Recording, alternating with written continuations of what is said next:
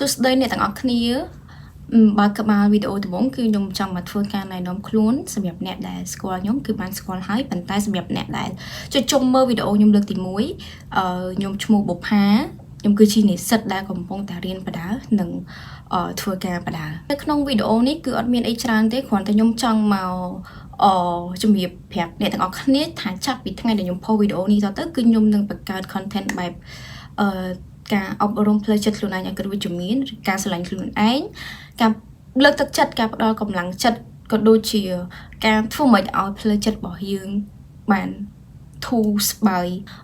ការដែលខ្ញុំបង្កើត content នេះឡើងមិនមែនដោយសារតែខ្ញុំជាអ្នកជំនាញជាគ្រូជោគជ័យឬក៏ជាចាស់ទុំអីទេមែនតើឆ្នាំហ្នឹងខ្ញុំអាយុ19ចូល20ឆ្នាំហ្នឹង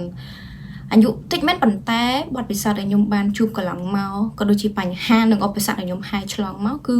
វាក្រែលដែរវាផ្ដល់ជាមេរៀនដូច្នេះខ្ញុំគិតថាវាគ្រប់គ្រាន់នៅក្នុងការឲ្យខ្ញុំចែករំលែកវីដេអូក៏ដូចជាការបញ្ចេញនៅមតិយោបល់របស់ខ្លួនឯងអំពីបញ្ហាដែលខ្លួនឯងបានធ្លាប់ជួបឆ្លងកាត់កន្លងមកជូនទៅអ្នកទាំងអស់គ្នាដែលកំពុងមើលជាពិសេសនោះគឺអ្នកយុវវ័យ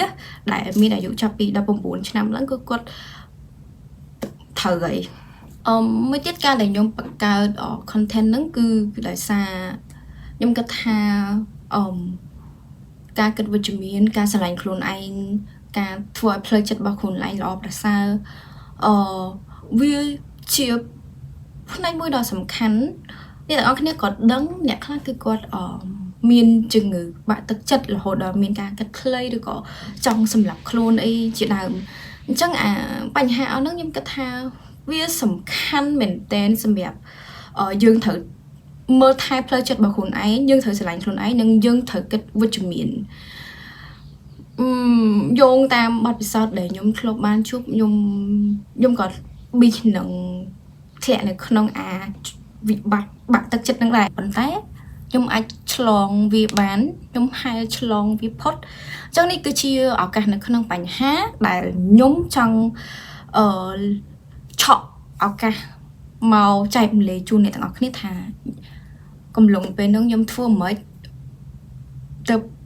ហែលឆ្លងវាផុតអញ្ចឹងណាប៉ុន្តែទាំងអស់ហ្នឹងគឺខ្ញុំអត់និយាយនៅក្នុងវីដេអូនេះទេគ្រាន់ថាវីដេអូនេះគឺជាវីដេអូ intro របៀបណែនាំខ្លួនដើម្បីឲ្យអ្នកទាំងអស់គ្នាដឹងពីខ្ញុំសិនស្គាល់ខ្ញុំសិននោះអ្នកទាំងអស់គ្នានឹងយល់ថាខ្ញុំកំពុងតែធ្វើអីហេតុអីបានខ្ញុំបង្កើតវីដេអូហ្នឹងហើយគោលបំណងរបស់ខ្ញុំគឺអត់មានច្រើនទេគឺខ្ញុំគ្រាន់តែចង់ឲ្យមនុស្សជុំវិញខ្លួនខ្ញុំបានមើលវីដេអូខ្ញុំហើយគឺគាត់មានអារម្មណ៍ថាគាត់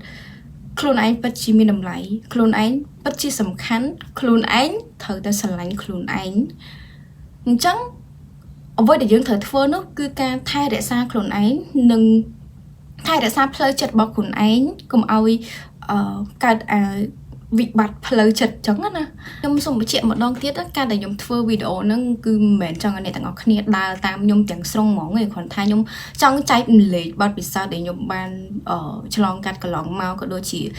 ពីយើងបានរៀនសូត្រពីមនុស្សជុំវិញខ្លួនមជ្ឈដ្ឋានជុំវិញខ្លួនដែលធ្វើឲ្យយើងបានផ្លាស់ប្ដូរខ្លួនឯងរហូតមកដល់សប្តាហ៍ថ្ងៃហ្នឹងហើយមួយទៀតគឺ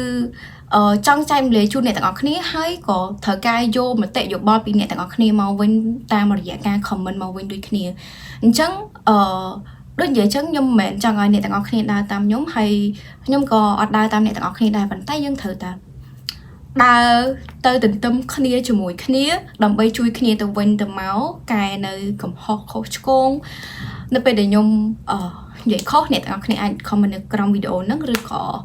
បើសិនជាខ្ញុំនិយាយត្រូវក៏យកទៅស្ដាប់ទៅនឹងឯងមានតែប៉ុណ្្នឹងហើយខ្ញុំសង្ឃឹមថាវីដេអូដែលខ្ញុំធ្វើ content ដែលខ្ញុំបង្កើតនឹងជួយដល់យុវវ័យក៏ដូចជាក្មេងៗដែលគាត់មើលវីដេអូខ្ញុំ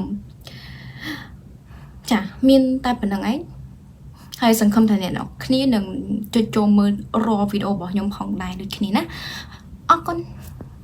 បាយបាយ